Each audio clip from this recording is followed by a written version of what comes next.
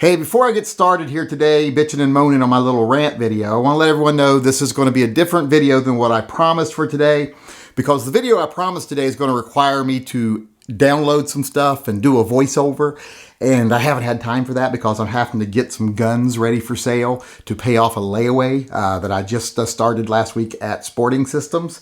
So I've been kind of busy, and I've been wasting a lot of time going back and forth to Seattle. Well, not wasting. I thought it was an important reason to go back and forth, but it's made it to where I couldn't get things ready. So I'm a little short on time today. So my rant's going to be a little different. And I know people say, oh, another rant video. He's on the rag again. I am not on the rag. I don't have a monthly visitor. I don't have a period. And if I did, it'd be kind of reversed. I'm the type that it would be bitchy for 28 days a month, and I'd be okay for a weekend. But what I want to talk about today is I want to send a message to Black Lives Matters. Now, I'm not talking the founders of Black Lives Matters or anyone like that. I'm talking about the people who actually get involved, because I don't think the founders of BLM have anything to do with the actual movement, any more so than Wayne LaPierre actually has anything to do with gun rights. So I want to have a little chance here to talk to the actual people that get involved. We all know what was going on in Seattle recently with Black Lives Matters up there having a protest. And I will first off say, I will always be an ally to any group that wants to have their grievances heard, who will peacefully protest or occupy, and who have a message that they want to get across to the people and to our leaders in Washington. I will always be your ally. I will always support your voice. That doesn't mean I will support what you say, but I will support you expressing your opinions and expressing your message. But I want to say something. If you want to put on your big boy pants and you want to exercise your rights on a massive scale, especially if you include civil disobedience, and I'm not someone who condemns civil disobedience. I don't think our founding fathers condemned civil disobedience, or we'd all be drinking tea and eating crumpets right now. So I'm not condemning you on that. What I'm saying is I want to convey the message of, if you want to be big boys and you want to exercise your rights, be responsible afterwards also. Clean up your mess. Now, when I first went up to I guess they call it the CHOP now, or they did. I don't even know if it's still there today. It probably shouldn't be. But when I first went up there the first couple of times, very well done. You all were doing a very good job. You were policing yourselves. There were no signs of outward violence. There were no signs of outward vandalism other than graffiti, which I understand it's hard to control graffiti because anybody with a spray can in their pocket can engage in graffiti. And graffiti fades away. So not really worried about graffiti. You're in an area where there's not really hardly any businesses. You're not really hurting anyone. All the businesses in Seattle are closed anyway because of the stay-at-home orders. So I was very supportive of what you were doing. Even if you were inconveniencing more people and businesses, I would have been supportive. Like I say, I am an ally. I am an ally to anyone who responsibly voices their concerns or their grievances against the government and who wants to peacefully assemble. And there's no rules that say, well, you can only assemble between 9 a.m. and 6 p.m. and blah, blah, blah. And you can't stand in front of this and you can't. I don't believe in any of that shit. You assemble, you assemble. You know, and if you want to assemble until your message is heard or your demands are answered and you think you can do that in a peaceful way, more power to you. And like I said, you were doing a good job up there. The first couple of times I went up there, you were doing a great job. But then suddenly BLM pulled out. You all left.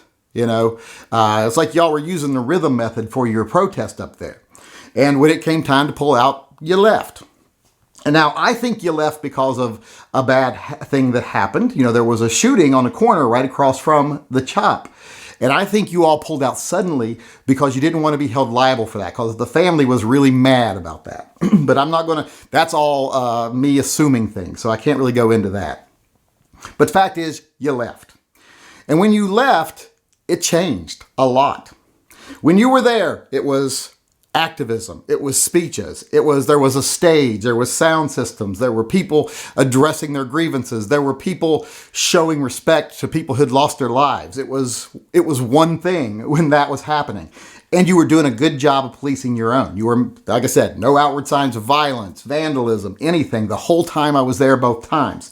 It was like a street fair. It was a very festive atmosphere. It was a very hopeful atmosphere.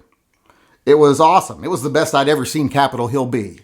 That's saying something. That's giving you a little bit of kudos there. It was the best I had ever seen Capitol Hill be. I would never be comfortable standing around in Capitol Hill, even in the daytime, most times, but this was a good thing.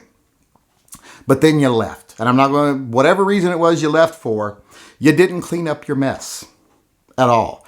And I don't mean garbage. I couldn't care less about garbage. The city can send someone in and clean up garbage. What I'm talking about is the garbage element that hangs around your movement. Now, like I say, I'm not going to hold you responsible for the worst among you. I don't do that.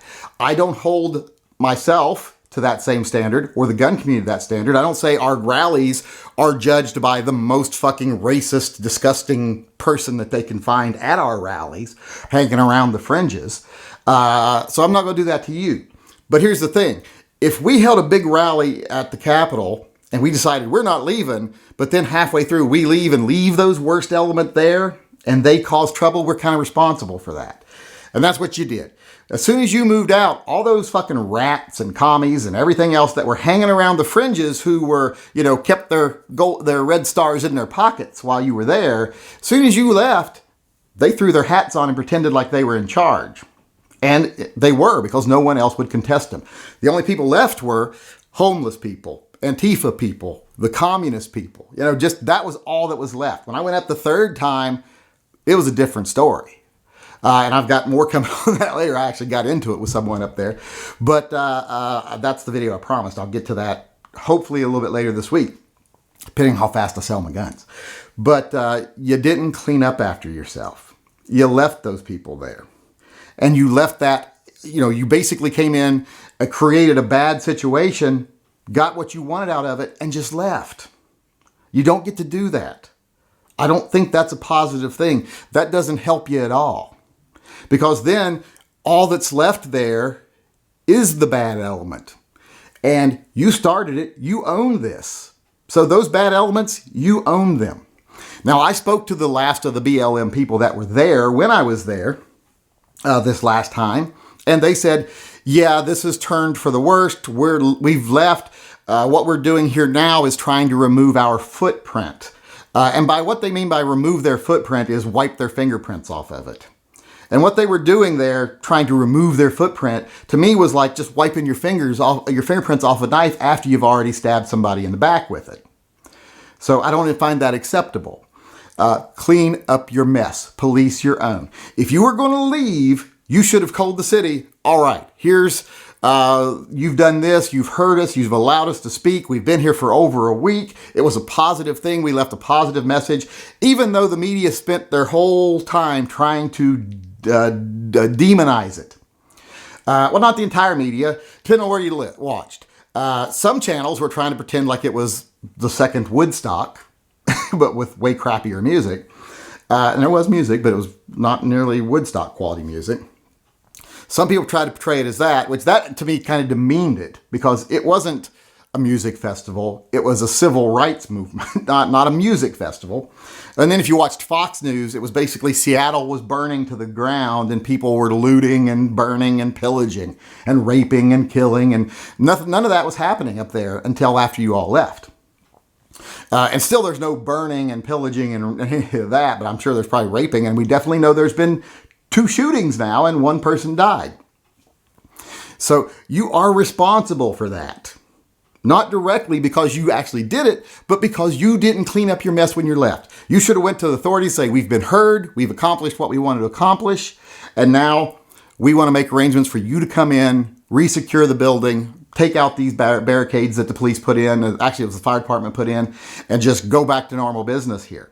That way those little rats and commies and all those other little piss ants would have had to move along.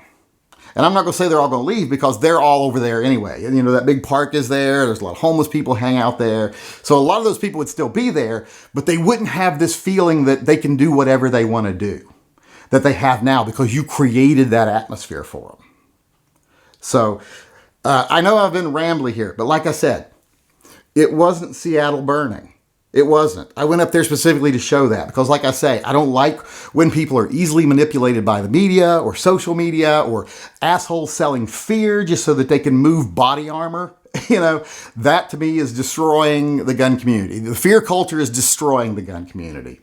There's fewer and fewer of us every year because more and more of us that actually own guns don't want to be associated with a group of scared, angry white guys.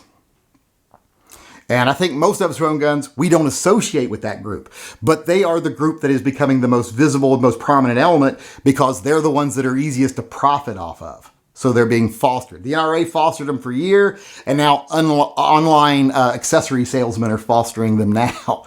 And I've gotten really off topic here now. But clean up your mess is what I was trying to say. If you're going to be adults and you're going to exercise your rights, you have to understand that comes with some responsibility. That's what being a responsible citizen means. It doesn't mean starting a fight and walking away. It doesn't mean lighting the match and then disappearing as it burns. You know, and that's what you did in Seattle. Like I say, I am an ally to any group. I tried to be an ally to everyone up there. I even tried to walk up there with a positive attitude towards even the people that were left, but it wasn't possible. As I did my last live chat from there when I first arrived, I titled it Live from the Chop, It's Run Its Course, because it was over. The chop wasn't there anymore. All it was now was anarchy. And you created that. You may not be involved in it, but you created it. So if you want to continue, like I said, to keep the support of people like myself who will be an ally to people who exercise their rights in a responsible, peaceful way, and won't judge you by the rioters that show up on the fringes or the looters that show up on, the other side of town while you're distracting the police. I won't judge you by that. But if you want to continue to have the support of people like myself, you have to take responsibility for your actions and you have to clean up your fucking mess when you leave.